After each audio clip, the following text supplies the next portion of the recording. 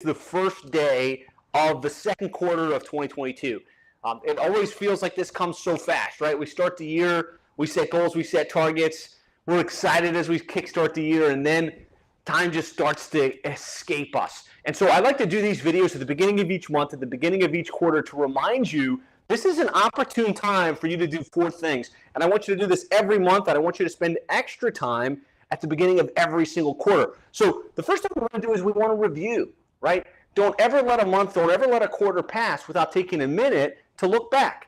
All right, so we set goals, we set targets. All of us did, hopefully. Give me a 1 in the comments if you've had some goals and some targets for March and you had some goals and targets for the first quarter of the year. If you didn't, that's the place to start, right? You're going to get much better results if you take a couple minutes to set those goals and targets. But ideally you did, right? You had business goals, you had personal goals, you maybe had wealth and financial goals, probably had some specific rocks and some specific objectives that you set up with your team that you wanted to get done from a marketing perspective, from a delivery perspective, from an infrastructure perspective. And it's always good to be looking forward, and it's always good to set those goals. And no matter what, even if you don't hit them, those goals are going to move you towards the accomplishment of something greater. But if enough time passes where you set goals, you set targets, you set objectives, and you never pause to check in and see, did we get that done? Are we on track? Are we off track? Eventually, you and your team start to lose confidence in the value of that exercise, right? So it's really important. Spend a couple of minutes to review last quarter. And the main things I'm going to suggest are, let's review, are we on track or off track with our sales goals and targets, with our retention goals and targets, and with those key projects that we put in place. And as you do that, look for things to celebrate, right? Regardless of how great or how poor the quarter was. And I'd love to hear from you guys, like, was it a great quarter? Put great in the comments if it was great. Put, room for improvement if there was room for improvement. If it was a great quarter, go ahead and put that into the chat. But regardless if it was a great quarter or a poor quarter, there's always some progress. There's always something to celebrate. There's always some outcome. Maybe you landed some more clients. Maybe you grew the monthly retention. Maybe you grew your monthly recurring revenue. And usually you didn't do that in a vacuum, right? Usually there was people that were working beside you, working along with you, whether that's your team members, whether that's your team leaders, whether that's your peers that you work with. Take a minute to celebrate. Shout some people out. Send out some kudos publicly and privately to say, hey, thanks. Here's what the goal that we set for ourselves. Here's what we accomplished. And I want to honor your contribution and kind of what you did on this front.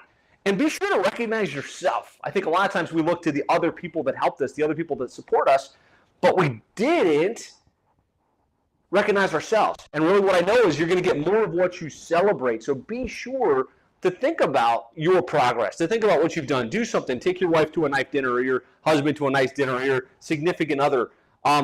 Do something, small, medium, or large, to celebrate this quarter.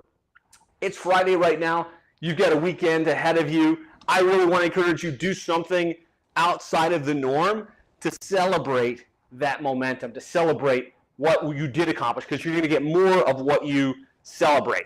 Okay, so now after we've done that look back, what we want to do is look forward, right? And this is probably the most important process of this whole activity. Is this is a great opportunity to hit the reset button. It's a new quarter. You've got another 3 quarters left in this year. You've got another 3 months left in this quarter. What are you going to do? What do you want to accomplish? Where do you want to be? How many clients do you want to have? How much recurring revenue? What do you want to build? Right? This is a great time. Hard to do this every month, but great at the beginning of each quarter to reset. All right, maybe I'm enjoying the way things are going. Maybe I'm not enjoying the way things are going. Maybe I'm on track. Maybe I'm off track. Spend a couple minutes getting clear with what you want to accomplish this quarter. Set yourself a 90-day goal. Get really clear. Here's where we're going to be. Here's how many clients.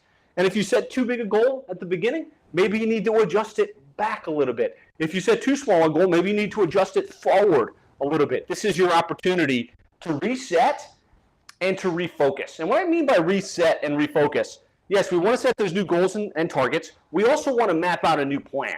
So if the goal is to get to $75,000 a month of recurring, add an additional 17 clients at $2,000 per month, let's just say, what has to change in your marketing? What has to change in your outreach? What has to change with your team? What has to change with your delivery? What has to change with the plan to make that a reality?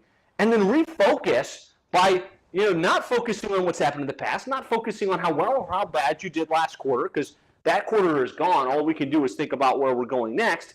Refocus. Take that new goal, that new target, put it front and center in front of you. I'm saying put it up on a blackboard, put it up on a whiteboard, put it up somewhere where you have to see it every single day for the next 90 days. Here's where we're going to go. Here's how many clients we're going to have.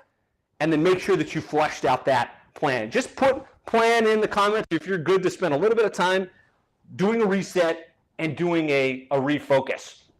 So I'm not going to go deep into this right now. This was just a reminder, kind of a mental prompt for you to say, hey, we need to do this work.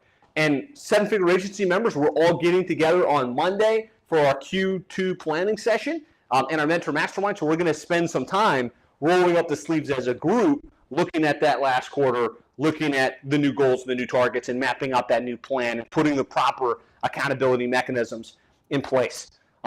Main things I really want you guys to do, practically speaking on this, is review the goals and the actuals.